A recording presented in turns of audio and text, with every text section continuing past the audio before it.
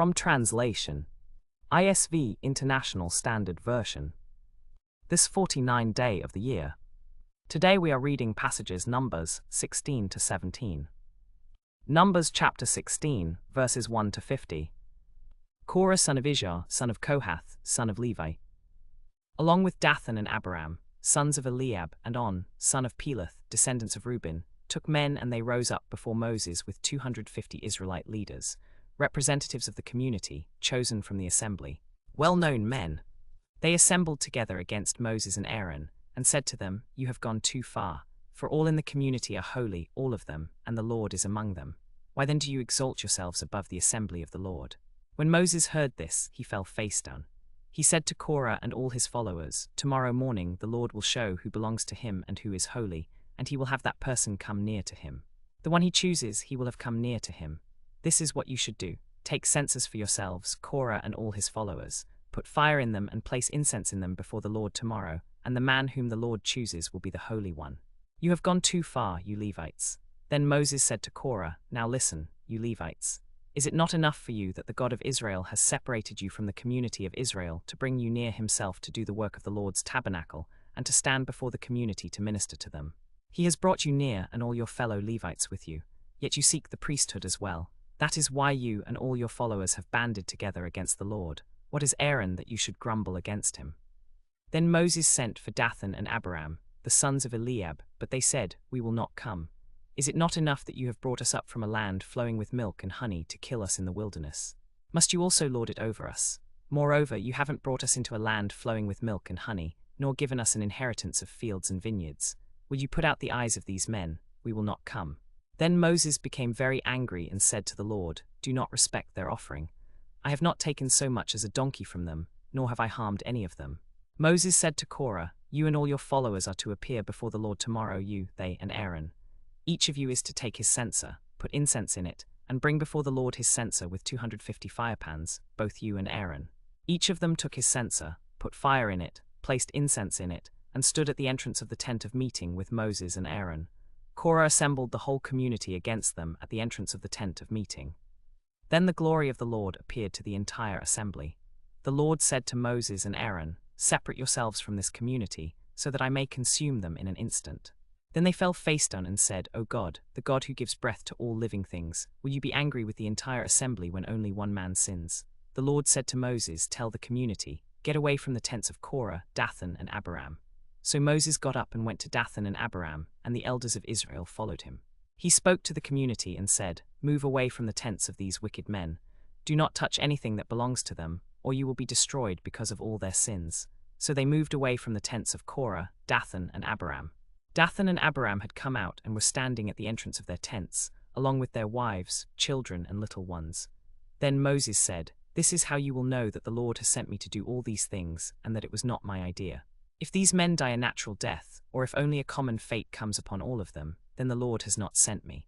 But if the Lord creates something new, and the ground opens its mouth and swallows them along with all that belongs to them, and they go down alive into the grave, then you will know that these men have treated the Lord with contempt." As soon as he finished saying all these words, the ground under them split apart. The earth opened its mouth and swallowed them along with their households, all Korah's men and all their possessions. They went down alive into the grave, with all that belonged to them. The earth closed over them, and they perished from the community. Then all the Israelites who were around them fled at their cry, for they said, "The earth might swallow us too." Fire came out from the Lord, and consumed the 250 men who were offering the incense. The Lord said to Moses, "Tell Eleazar son of Aaron the priest to take the censers out of the smoldering remains, and scatter the fire some distance away. They are holy, since they were offered to the Lord and have become holy. Hammer them into sheets to be used for covering the altar, since they were offered to the Lord and have become holy. These censers belong to Korah and his followers. They are to be made into hammered sheets to cover the altar as a sign to the Israelites that no unauthorized person, who is not of the descendants of Aaron, should come to burn incense before the Lord, or he will become like Korah and his followers." So Eleazar the priest took the bronze censers that those who had been burned to death had offered, and they were hammered out to cover the altar. They were to be a reminder to the Israelites that no unauthorized person, who is not of the descendants of Aaron, should come to burn incense before the Lord, and so he would not become like Korah and his followers, as the Lord had said to him through Moses. But the next day the whole community of the Israelites grumbled against Moses and Aaron, saying, "You have killed the Lord's people." When the assembly gathered against Moses and Aaron, they turned toward the tent of meeting, and the cloud covered it, and the glory of the Lord appeared. Then Moses and Aaron went to the front of the tent of meeting. The Lord said to Moses, "Get away from this assembly, so that I can consume them in an instant." They fell face down. Then Moses said to Aaron, "Take your censer, put fire from the altar in it, place incense on it, and go quickly to the assembly to make atonement for them. For wrath has gone out from the Lord, the plague has begun." So Aaron took as Moses commanded, and ran into the midst of the assembly.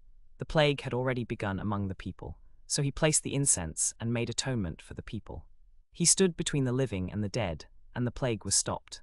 Those who died from the plague numbered 14,700, besides those who had died because of Korah. Then Aaron returned to Moses at the entrance of the tent of meeting. The plague had been stopped. Numbers chapter 17, verses 1 to 13. The Lord said to Moses, "Speak to the Israelites and get 12 staffs from them, one from the leader of each of their ancestral tribes. Write each man's name on his staff. Write Aaron's name on the staff of Levi, for there shall be one staff for the head of each ancestral tribe. Place them in the tent of meeting in front of the testimony, where I meet with you. The staff of the man I choose will sprout, and I will rid myself of this constant grumbling of the Israelites against you." So Moses spoke to the Israelites, and their leaders gave him 12 staffs, one for the leader of each of their ancestral tribes, and Aaron's staff was among them. Moses placed the staffs before the Lord in the tent of the testimony. The next day Moses entered the tent of the testimony, and saw that Aaron's staff, which represented the house of Levi, had not only sprouted but had budded, blossomed, and produced almonds. Then Moses brought out all the staffs from the Lord's presence to all the Israelites. They looked at them, and each man took his own staff. The Lord said to Moses, "Put Aaron's staff back in front of the testimony, to be kept as a sign to the rebels, so you may put an end to their grumbling against me, or else they will die." Moses did so, just as the Lord commanded him, he did. The Israelites said to Moses, "We will die. We are lost, we are all lost. Everyone who comes near the tabernacle of the Lord will die. Are we all going to die?"